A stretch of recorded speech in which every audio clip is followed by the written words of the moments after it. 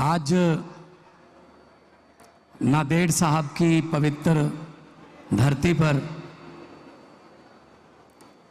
नतमस्तक होने का मौका मिला। श्री गुरु तेग बहादुर जी के 350 साला शहीदी समागम चल रहे हैं पूरी दुनिया में। आज आके यहाँ बहुत सुकून मिला, नतमस्तक होके तख्त साहब श्री हजूर साहब में माथा टेक के। सबसे पहले जितने भी यहाँ पे श्रद्धा से सत्कारयोग बुजुर्ग, नौजवान वीर, मामा, पैना, छोटे बच्चे और संत समाज से, हर संप्रदाय से बहुत गुणी ज्ञानी साधु विद्वान बंदे बैठे हैं, सबको मेरी तरफ से फतेह की सांझ। वाहिगुरु जी का खालसा, वाहिगुरु जी की फतेह। महाराष्ट्र के पूर्व सीएम और आजकल राज्यसभा में महाराष्ट्र को रिप्रेजेंट करने वाले श्री अशोक चौहान जी मेरे साथ लोकसभा में भी इकट्ठे बैठते थे। हम आजकल राज्यसभा में जिम्मेदारी निभा रहे हैं, धरती पुत्र हैं, सन ऑफ सॉयल, यहाँ से बहुत श्रद्धा रखते हैं। और बाबा हरनाम सिंह जी खालसा, बाबा बलविंदर सिंह जी, जिनने भी बहुत गुणी ज्ञानी लोग बैठे हैं, हर संप्रदाय तो बैठे हैं। महाजन साहब वो बहुत सीनियर मंत्री हैं, 7 मर्तबा जीते हुए लोगों का प्यार, जिम्मेदारी निभा रहे हैं। तो गुरु साहब की पावन और पवित्र हजूरी में मुझे बहुत खुशी हो रही है आज ये बताते हुए कि आप लोगों ने जितना मान सम्मान महाराष्ट्र की नांदेड़ साहब की संगत ने दिया, वो कभी भूलने वाला प्यार नहीं है और उस प्यार की किसी करेंसी में कोई कीमत नहीं है। 350 साल श्री गुरु तेग बहादुर जी के समागम चल रहे हैं। हमने अनंतपुर साहब में बड़े समागम किए थे, तब भी संत समाज ने बहुत बड़ा योगदान उसमें दिया था। उसको मनाने के लिए मैं ये अक्सर कहता हूँ कि अगर हमारी कौम की, हमारे पुरखों की, हमारे गुरुओं की कुर्बानियाँ लामिसाल हैं, बेमिसाल हैं, जिनकी कहीं मिसाल नहीं मिलती कुर्बानियों की, तो फिर अगर कुर्बानियाँ बेमिसाल हैं तो उनकी शताब्दियाँ मनाने के तरीके भी हमारे बेमिसाल ही होने चाहिए। इसकी मिसाल नहीं मिलनी चाहिए कहीं के यही मनाते हैं भाई ये लोग। तो आज लुबाना समाज है, सिकलीगर समाज है, सिंधी समाज है, जितने भी सभी समाज के लोग इकट्ठे होकर यहाँ मना रहे हैं जिस तरीके से, बहुत मन को खुशी हुई। क्योंकि सरबत दा भला मंगण वाली गुरबाणी वो हज़ारां लखां स्पीकरां चों दुनिया दे विच उचरी जाती है। असी दुनिया दा भला मंगण वाले लोग हाँ, असी देश कौम लई कुर्बानियां करने वाले लोग हाँ। अज भी अगर पंजाब बॉर्डर स्टेट है, अगर दुश्मन की तरफ से गोली आती है, सबसे पहले पंजाबियों का सीना उसके सामने होता है। आज भी चाहे वो कारगिल की पहाड़ियाँ हों, चाहे वो जैसलमेर के टीले हों रेत के, बीकानेर के टीले हों, गंगानगर के, पंजाबी जहाँ भी जाएगा अपने देश के लिए मरने मिटने को तैयार रहेगा। तो ये हमें गुरुओं से ये प्रेरणा मिली है, हमारे डीएनए में ये कुर्बानियाँ हैं। आप चौहान साहब, पूरी दुनिया में अगर कोई आफत आ जाए, कहीं तुर्की में भूकंप आ गया, नेपाल में कोई कुदरत की आफत आ गई, श्रीलंका में बाढ़ आ गई, वहाँ रेड क्रॉस जो है वो लोगों की सहायता करने के लिए पहुँचे ना पहुँचे या बाद में पहुँचे, लेकिन लंगर पहले शुरू हो जाता है पंजाबियों का जी, सबसे पहले। शास्त्री गुरु नानक साहब ने 20 रुपए का साधुओं को, भूखे साधुओं को भोजन छकाया था। ऐसे 20 रुपए डिपॉजिट करवाए कि उसका तो ब्याज ही खत्म नहीं हो रहा जी, मूल तो अभी छेड़ा ही नहीं, ब्याज का ही चल रहा है। तो पूरी दुनिया में जहाँ जाएंगे आप, लंगर की सेवा सबसे पहले मतलब आपको मिलेगी। और सबसे बड़ी बात, जब गुरु साहब के पास कश्मीरी पंडितों का वफद आया, पंडित कृपा राम जी के नेतृत्व में, के जबरदस्ती धर्म परिवर्तन करवाया जा रहा है, हमें बचाओ। तो गुरु साहब ने कहा कि किसी बड़ी शख्सियत की कुर्बानी की ज़रूरत है। तो बाल गुरु गोविंद सिंह 8 साल के थे, वहीं खेल रहे थे। तो उन्होंने कहा पिताजी आपसे बड़ी कौन शख्सियत हो सकती है। तो गुरु साहब ने कहा चलो। चले गए दिल्ली लाल किला में और बोल दिया उस समय के हाकम को, औरंगजेब को, कि अगर हिम्मत है तो मेरा धर्म परिवर्तन करवा के दिखा। भाई सतीदास जी, भाई मतीदास जी, भाई दयाला जी, उनके सामने, उनकी आंखों के सामने, गुरु साहब के आंखों के सामने उनको गर्म पानी के जो कड़ाहे होते हैं उसमें उबाल के और आग रुई में लपेट के आग लगा के और शीश पर आरा चला के शहीद कर दिया कि शायद गुरु साहब ये देखकर डर जाएंगे, ये देखकर मान जाएंगे। लेकिन गुरु साहब ने कहा ये गुरु के सिख हैं, ये नहीं मानने वाले। तो फिर उसके बाद गुरु साहब की कुर्बानी हुई। तो लखी शाह बंजारा जो था वो अपने घर पे गुरु साहब का धड़ ले गया।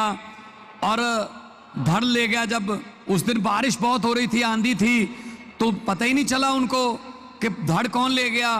तो उन्होंने, लखी शाह बंजारा ने कहा कि शायद पीछे वो मुगल आते होंगे, शायद मुझे ढूंढते होंगे। तो उन्होंने अपने घर को ही आग लगा दी, इससे संस्कार कर दिया।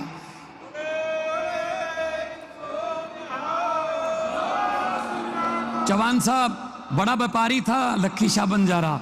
आज जहां गुरुद्वारा रकाबगंज साहब है वो उसका घर था, वहां उसका घर था, आग लगा दी उसने। और भाई जैता जी, भाई जीवन सिंह जी, बाद में भाई जीवन जी, वो उनका शीश लेकर वो निकल पड़े पंजाब के लिए। दुनिया में ऐसी मिसाल नहीं मिलती कि किसी कुर्बानी का 2 जगह संस्कार हुआ हो, अंतिम संस्कार, धड़ कहीं और शीश कहीं और। कुर्बानी का दुनिया में आपको ऐसी मिसाल नहीं मिलेगी। तो फिर वो जो पंडित कृपाराम जी उन्होंने सोचा हम आए थे और गुरु साहब साथ में लेके चले गए और कुर्बानी दे दी। तो वो वापस कश्मीर अपने वापस नहीं गए अपने घर पे। वो गुरु गोविंद सिंह जी के साथ मिलके उन्होंने अमृत छका, भाई कृपा सिंह बने और चमकौर साहब की लड़ाई में गुरु साहब के जो बड़े साहबजादों के साथ उन्होंने शहीदी प्राप्त की, कृपा सिंह जी ने। मतलब ऐसे लोग थे, क्या लोग थे, देश कौम के लिए जान निछावर करने वाले। क्या उनका जितना सत्कार करें, जितना भी उनका प्रचार करें वो कम है। तो हम चाहते हैं कि गुरु साहब का कुर्बानियों का आने वाली पीढ़ियों को भी पता चले, पाठ्यक्रम में पढ़ाया जाए, जो भी माध्यम हैं संचार के उनके जरिए दिखाया जाए कि हमारा इतिहास क्या है, हमारा जो विरसा है वो क्या है। तो ये बहुत बड़ा आयोजन यहाँ पे किया गया है और मैं सारी प्रबंध की कमेटी को बहुत बहुत बधाई देता हूँ, बाबा जी आपको भी, सबको, कि आपने इतना बड़ा आयोजन यहाँ पे करके रखा है। और एक भी मैं जब आया तो जो यहाँ के कलेक्टर थे वो भी पगड़ी पहन के मुझे लेने आए एयरपोर्ट से। तो हर किसी ने पगड़ी पहनी हुई है और इतना मतलब उनको हर्ष उल्लास है कि हमारे गुरु साहब का हम शहीदी का समागम मना रहे हैं। तो यही हमारी कौम की विलक्षणता है कि हम अपने शहीदों को, अपने गुरुओं को, हम उनको मान सत्कार देने में हम कोई कमी नहीं छोड़ते। हम सेकुलर लोग हैं, सारे समाज को प्यार करने वाले लोग हैं, सब सुखी बसें। हमारे तो गुरबानी में दर्ज है कि नानक नाम चढ़ती कला तेरे पाने सर्वत दा भला। पूरी दुनिया की भलाई मांगने वाले लोग हैं। तो बहुत अच्छा लगा जी आज आके। मैं शायद शब्द मेरे पास कम रह जाएंगे क्योंकि ऐसी जगह पे जहाँ इतने बड़े बड़े गुणी ज्ञानी लोग धर्म के बैठे हों वहाँ बोलना सूर्य को दिया दिखाने वाली बात हो जाती है। तो मैं जितनी मेरी तुच्छ बुद्धि है, जितना मैंने पढ़ा है या जितना मेरे को ज्ञान है, जितनी मेरे समत बख्शी है परमात्मा ने, मैं अपने हिसाब से पंजाब की जिम्मेदारी निभा रहा हूँ। हमने 3 शहरों को पवित्र शहर का दर्जा दिया, तीनों तख्तों को, जो तख्त श्री केसगढ़ साहब, आनंदपुर साहब में तख्त श्री अकाल तख्त साहब, श्री अमृतसर साहब में और तख्त श्री दमदमा साहब तलवंडी साहबों में। तो आने वाले दिनों में भी बहुत से अभी फंक्शन चलेंगे अगले साल तक। और जब संगत यहाँ की आई, यहाँ के प्रबंध की कमेटी मुझे मिलने के लिए चंडीगढ़ में, तो उन्होंने कहा कि आपको यहाँ आना है। मैंने कहा जी ये मेरे लिए भाग्य की बात है, किस्मत की बात है, मेरी अच्छी किस्मत मैं कहूँगा कि मुझे आपने बुलाया है। और आके मेरे माता जी, मेरी माँ, वो तो लगभग हर महीने ही आते रहते हैं। वो तो ट्रेन में, वो तो उनको तो ट्रेन का ड्राइवर, टीटी सब जानने लगे हैं, क्योंकि वो संगत को लेके आते हैं, गांव से लेडीज़ को, माँओं को, बहनों को लेके आ जाते हैं। तो बहुत जितना भी यहाँ के दर्शन करके सुकून मिलता है वो कहीं और नहीं मिलता जी। तो बहुत जो भी मुझे 2-3 आज जो पत्र भी मिले हैं चौहान साहब के, नांदेड़ साहब को भी पवित्र शहर का दर्जा देने की बात अगर सरकार तक पहुंचाई जाए। और पंजाब भवन है यहाँ पे, 2008 में पंजाब सरकार ने बनाया था, उसको बहुत अपग्रेड करना है, उसके कमरों की हालत ठीक नहीं है। वो भी हमने टूरिज्म डिपार्टमेंट में ऑलरेडी आज बोल दिया है और उसको भी अपडेट करेंगे। शानदार कमरे बनेंगे, यहाँ की संगत को कोई तकलीफ़ ना हो। बहुत सी संगत पूरी दुनिया से आती है। और वेरका जो हमारा ब्रांड है दूध का, वहाँ से घी आता है, वहाँ से प्रसाद आता है, पिन्नियाँ, पनीर, खीर आती है। तो उसका भी थोड़ा सुचारू रूप से करना है। वो पंजाब सरकार की मतलब कॉर्पोरेटिव एक एजेंसी है, वेरका मार्कफेड के अंडर है। तो उनका भी जो संगत यहाँ की कहेगी, हम कोई गुरु साहब के लिए खजाने की कोई कमी नहीं है। जहाँ से हम खजाना मांगने आते हैं उनके लिए हम कोई बजट रखेंगे। जब है ही गुरु का खजाना। वो मेरे दादी जी एक कहानी सुनाते थे, गुरु नानक साहब और भाई मर्दाना जी वो जा रहे थे उदासियों पे, तो जा रहे थे तो कहीं किसी गांव के सरहद पे बैठे, किसी गांव की जू पर बैठे गुरबानी उच्चर रहे थे गुरु साहब। भाई मर्दाना जी रबाब बजा रहे थे। गांव के लोगों को पता चल गया कि कोई रब का बंदा आ गया, कोई फकीर आ गया, सीधी परमात्मा के साथ लिव लगी हुई है, ये किस्मतें पलट देगा, इसकी संगत करते हैं। लोग चले गए। गुरु साहब ने कहा जी आप किधर आए? कहते जी आपके साथ चलना है। गुरु नानक साहब ने कहा हम सत्य के रास्ते पे चलने वाले हैं, सत्य के रास्ते बहुत मुश्किल होते हैं, आपसे चला नहीं जाएगा। कहते जी नहीं चलेंगे। कहते चलो।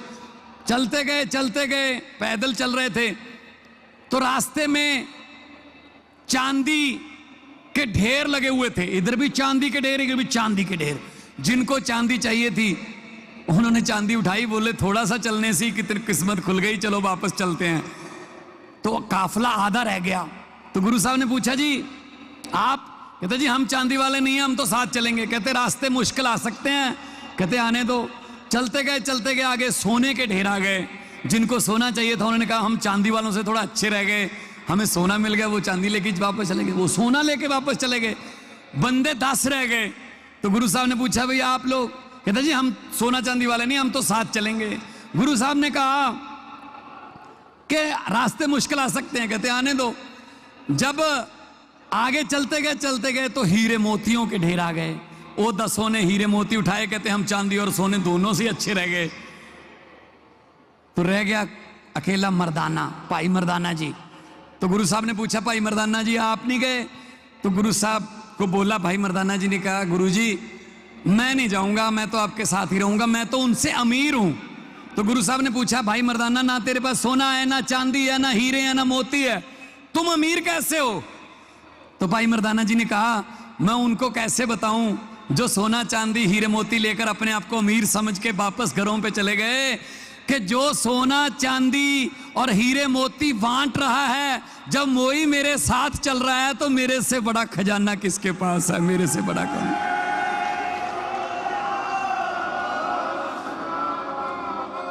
सो गुरु साहब तक खजाने वंडन वाले है, ਆਪਾਂ कौन है बजट रखन वाले। सो जो जिमें कहोगे, संगत कहूगी, बाबा हरनाम सिंह जी खालसा कहणगे, जिन्ना कमेटी कहूगी, पंजाब सरकार वालों असी अपने आप को किस्मत वाले भागां वाले समझांगे जे असी तुहाडे इस यज्ञ दे विच हिस्सा पा सकीए। साडा भी जन्म सफले दे विच कोई पुन लग जूगा। सो बहुत बहुत थोड़ा धन्यवाद। मैं क्योंकि बहुत सारे बुलारिया ने बोलना है, मैं ज़्यादा टाइम नहीं लूँगा। सारी संगत का बहुत बहुत धन्यवाद और सारिਆਂ ਨੂੰ ਇੱਥੇ नतमस्तक होण आए हो।